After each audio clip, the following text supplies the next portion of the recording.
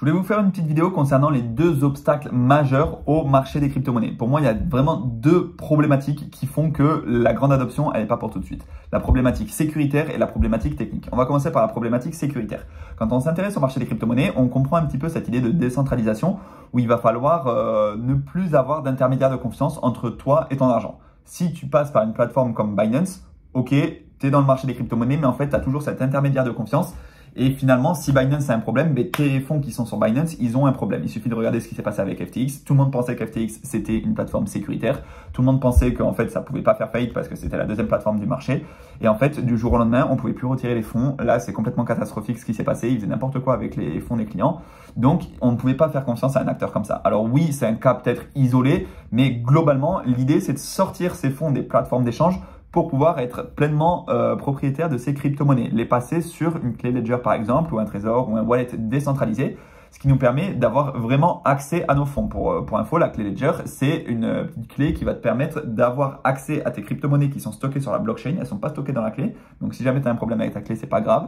Mais tu peux accéder à tes crypto-monnaies qui sont stockées sur la blockchain et il n'y a personne entre toi et tes bitcoins par exemple. Si jamais tu perds ta clé Ledger, tu as toujours une phrase de récupération. Et cette phrase de récupération, il ne faut pas juste la noter sur un bout de papier. C'est 24 mots. En gros, c'est un long mot de passe pour simplifier la chose.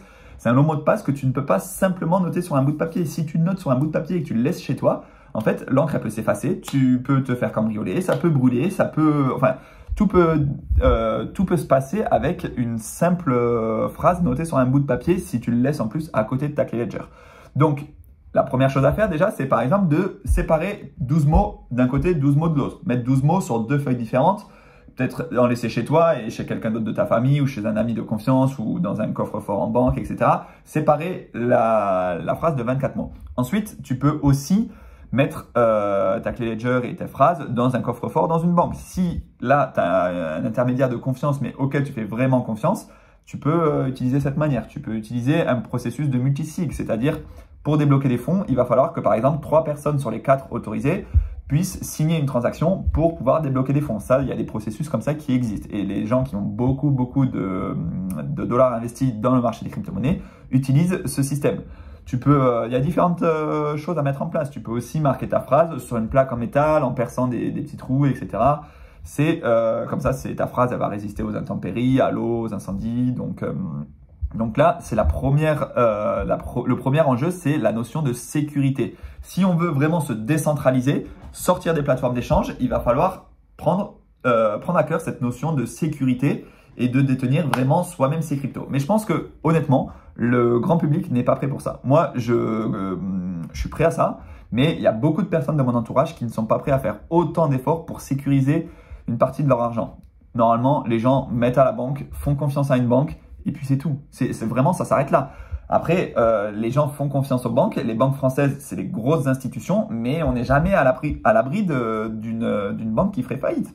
Et quand tu mets ton argent à la banque, tu n'es pas pleinement propriétaire de ton argent. C'est pareil. Si tu as 200 000 euros investis dans une banque, alors faut vérifier, mais je crois que ils sont dépositaires. Enfin, en gros, tu vas pouvoir retirer 100 000 euros, mais tu n'es pas garanti sur le reste. Donc déjà, diversifier ces banques, c'est aussi intéressant. Maintenant, la plupart des gens, en fait, ils s'en foutent de ça. Vraiment, ils s'en foutent, ils veulent faire confiance à un acteur. Donc, premier obstacle à la grande adoption du marché des crypto-monnaies, la sécurité. Les gens, ils ne sont pas prêts à s'investir autant pour sécuriser. Deuxième obstacle, l'obstacle technique. Pour moi, c'est compliqué d'investir dans le marché des crypto-monnaies. Le processus, au début, on se dit, mais alors par où je vais m'y prendre? Est-ce que je dois ouvrir un compte sur une plateforme d'échange? Comment je fais pour envoyer des fonds d'un portefeuille à un autre? Comment je fais pour transformer mes euros en crypto? Qu'est-ce que c'est un stablecoin? Pourquoi il y a autant de projets différents? Il y a plus de 3000 cryptos, non, il y a plus de 12 000 cryptos, je sais plus, mais c'est vraiment hallucinant le nombre de cryptos qu'il y a. Alors oui, il y a des projets qui sont intéressants, mais la majorité des projets, on n'en entendra plus jamais parler dans 2-3 ans. On va pas se mentir, sur les 12 000 cryptos qui existent, la majorité des projets vont passer à la cape, vont disparaître.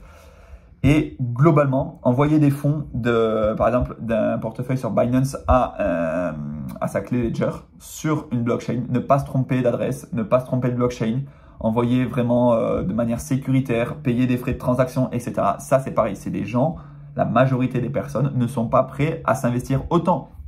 Regardez, la plupart des personnes utilisent un virement instantané sur leur banque, utilisent un numéro de téléphone avec Lydia, avec Paylib, avec différents systèmes qui font que c'est super simple d'envoyer de l'argent à quelqu'un. Et en fait, se décentraliser puis avoir cet obstacle technique, c'est vraiment pour moi deux choses qui vont faire que la grande adoption, elle n'est pas prête d'arriver tout de suite. Voilà. Donc, dites-moi ce que vous en pensez un peu. Après, il y a pas mal d'initiatives qui se mettent en place justement pour contrer un petit peu ça. Par exemple, bon alors, c'est discutable, mais Ledger, ils ont le Ledger Recovery, c'est-à-dire ils vont finalement stocker pour toi ta clé privée, si je ne me trompe pas, ta seed phrase. Alors là, tu n'as plus trop la notion de décentralisation parce que si jamais tu fais confiance à Ledger et que finalement ils te montrent qu'ils ne sont pas dignes de confiance, ben là, en fait, ça ne sert plus à rien. Maintenant, c'est quand même intéressant pour les novices qui veulent investir, pour ceux qui ne veulent pas se prendre la tête. Après, tu as des plateformes comme Trade Republic, comme Revolut, qui te permettent directement d'investir en crypto très facilement.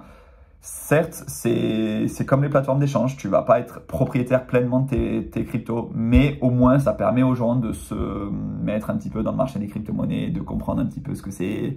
Donc, c'est positif, des initiatives comme ça, mais quand on investit un peu plus d'argent, quand on commence vraiment à s'y intéresser, il va falloir vraiment passer à l'étape supérieure. Voilà.